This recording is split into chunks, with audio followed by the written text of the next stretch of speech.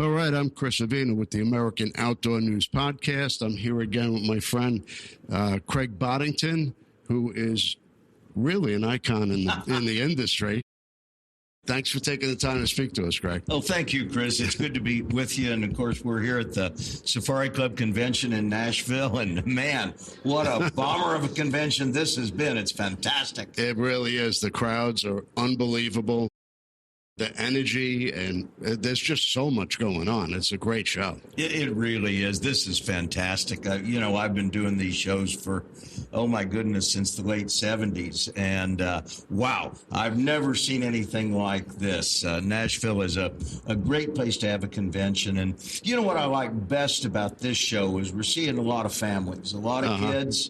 And just a lot of young people, and everybody's smiling, and the exhibitors are happy. I mean, this is really what you hope for in the Safari Club Convention.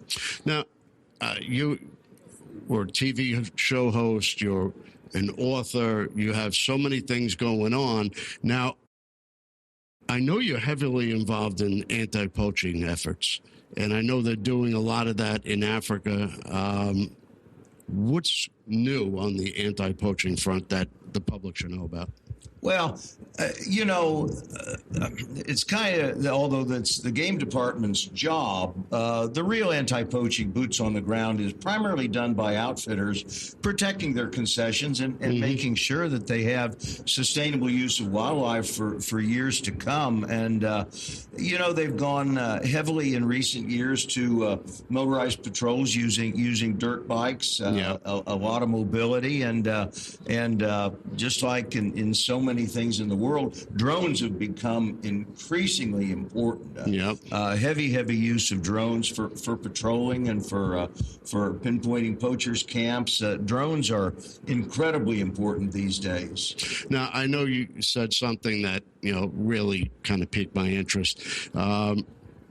Outfitters have the perception of just going to go out and hunt, but they are so ingrained in preserving the conservation of various species and the land for generations to come. And isn't that where our hunting conservation model started? Well, it really is. Every country does it differently. Here in the United States and Canada, we've got the North American model that was started by Theodore Roosevelt. And on this continent, we believe that the people own the wildlife. But that's very unique in the world. Elsewhere in the world, either the landowner or the government is the owner of the wildlife and therefore responsible for its use. So it's done differently. And in Africa, it kind of depends on whether it's a private land situation, which is largely the situation in South Africa and Namibia, or in wild Africa, where it's government land, and the outfitter is actually renting the land from the government. And in the old days, when Kenya was the part of the safari industry, the block system was basically done first come, first serve on a reservation basis, very much safari to safari. But today in Africa, the outfitters tend to have these government areas on long-term use. And obviously, if they misuse it, then they're going to lose it, but it behooves them to take care of it, because they may have it for 3, 5, or even 20 years or more, and they absolutely have to take care of it and ensure that it's going to be protected, so that they'll be able to have that utilization and then continue it beyond. So it's really a changing game, and with long-term use like that, they simply have to take care of it. And so anti-poaching and management, habitat improvement has become really, really critical to today's hunting outfitters. Well, if the wildlife disappears from their property, so do their clients. Well, absolutely, and so does their livelihood. So it's not altogether altruistic, I'll be honest, but it's also essential, and done properly, what it's created is really a rebirth in African wildlife. I mean, South Africa had almost nothing in the late 70s when I was first there, and it really sprang to life, mostly on private land. And today there's, at least 20 times more wildlife now than there was 30 years ago in South Africa. And Mozambique is a wonderful example because they had a terrible civil war that lasted from about 1975 to 1990. And at the end of it, there was almost nothing left because wildlife was used to feed both armies, feed both warring factions. So when they reopened hunting in Mozambique in about 1990, there was nothing left. But the outfitters came in and started working with the local people and taking care of the wildlife. And today, in many areas, not countrywide, it's back. It's just as good as it was in the 70s. Yeah, they were known for their hunting prior to their Civil War.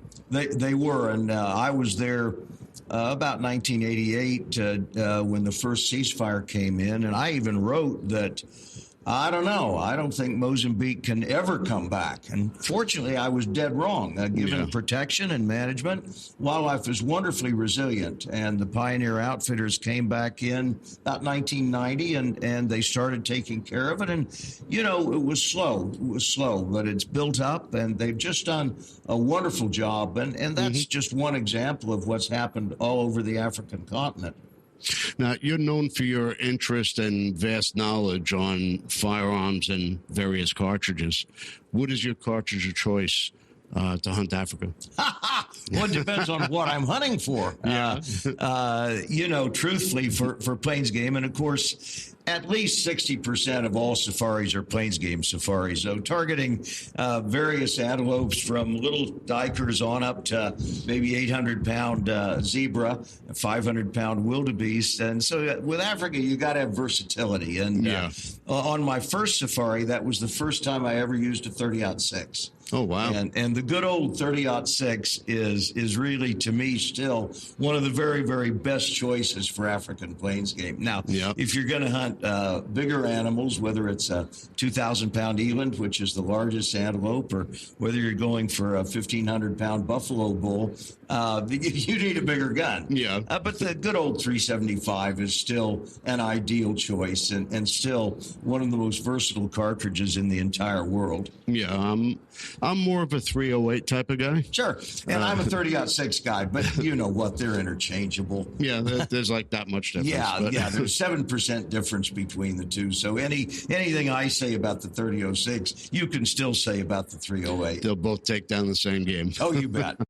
Absolutely. What about for whitetail here in the States? I know that's your game of choice. Well, it is. I've got a farm in Kansas, and we outfit on it on a very, very small scale, but we have fun. But now my country is pretty thick woods. I'm not the wide open Kansas you're thinking of. If I was the wide open Kansas, then you'd need something with a little bit of reach. But like a 270. 270 or one of the PRCs or a 7mm Remington Magnum. In my country, the shots are close, and so I love to see 270s. I love to see 7mm 08s or the great old 7x57. And our hunters that come kind of read my stuff, I guess. But so every year we see, and I take notes on what everybody brings. And every year we see multiple 308s, and we see a couple of 30-06s, we see 270s, and we see a surprising number of 7x57s. Because that's my favorite. Well, I grew up in New York, hunting New York, and like you said, it could be kind of thick.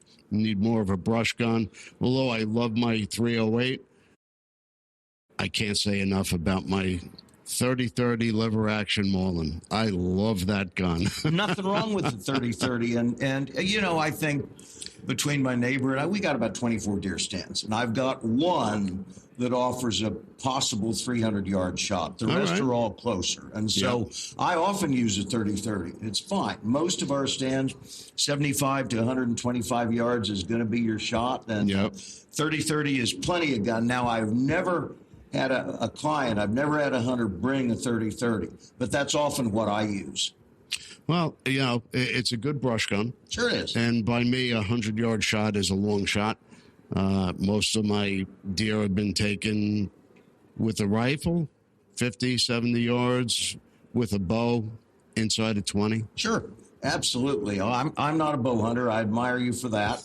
But I'd hunt with a slingshot if I could. Absolutely. But there's multiple calibers. You see in the way the evolution of firearms, just the changes and the way things are going. What do you think about what you see on the floor? Even like the Bagheera booth came out with some amazing stuff this year. Oh my goodness! Rifles are changing, and we're getting better barrels, and the new calibers are really not terribly new. They kind of are covering ground that's been covered for a long time. However, we're going to the faster twist barrels for heavier bullets, correct, for long-range use. And although I love to ring steel at long range, I'm not a long-range shooter on game. I'm really not. Yeah, I can't shoot that far. I don't have those. I don't have those opportunities for 400-yard shots, so it's not something I regularly practice for.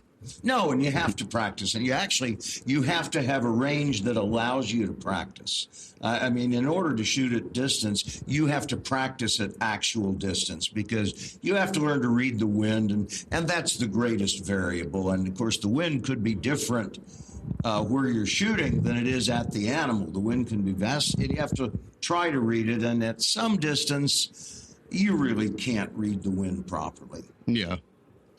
So for a new hunter, what would you say they should start out with, and where should they start hunting?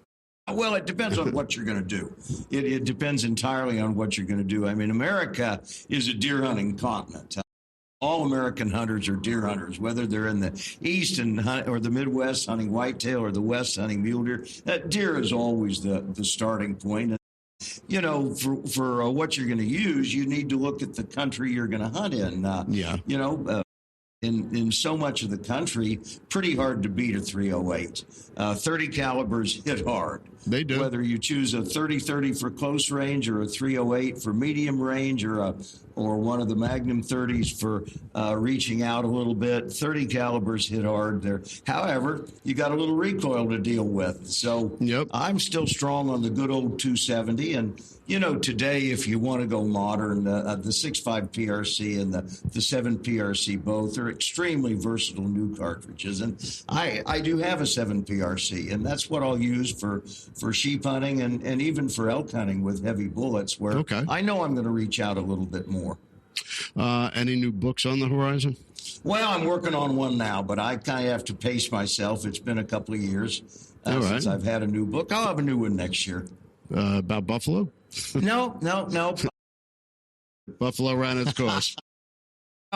Every year for the past, or every 10 years for the past 40 years, I've done what I call a 10-year Africa book that kind of recaps the 10 years. And next year would be the year for my fifth and last, and it will be the last 10-year Africa book. And I decided not to do that. All right. Next year is also the 50th year since my first safari. So the book I'm working on, and I'm 100 pages into the manuscript, is a 50-year perspective on African hunting and how it's changed. And I'm finding it very difficult to write, because I'm having to do a lot of research on what's happened in the various countries. But it's a lot of fun. And hopefully I'll get this done in the spring, and we'll have it out next year. Well, I'll definitely look forward to reading that, as well as some of your others that I've already put to bed. And I appreciate your time Well, thank you. You can always check me out at CraigBoddington.com, and all the stuff is on there. And Chris, it's so good to be with you, and good to see you, my friend. And what a great convention this is. I've been having a ball. I haven't seen a lot of it. I've been stuck in the office here. I know, but you got a great view. I do. Well, thanks again for taking the time to listen to us. Hit that subscribe button. I want to thank SCI and Underwood Ammo and Hunt of a Lifetime for sponsoring this episode. And we'll see you again next week. We love our children. We protect them. We guide them. We prepare them for life in the world. With all that we do, from deep in our hearts, we cannot control all things. Life-threatening illnesses and disabilities affect far too many of our children each year. While we cannot change the circumstance, we can make dreams come true. Dreams to provide hope, to provide spiritual healing and strength, to provide moments of happiness and relief in the hardest of times. We can give a glimmer of light and hope in a time of darkness and despair. Join huntofalifetime.org to help make dreams come true, to provide hope for children with life-threatening illnesses and disabilities. Hunt of a Lifetime is a nonprofit organization fulfilling dreams for hunting and fishing trips to youth 21 and under with life-threatening illnesses and disabilities. Visit huntofalifetime.org to learn how you can make a difference.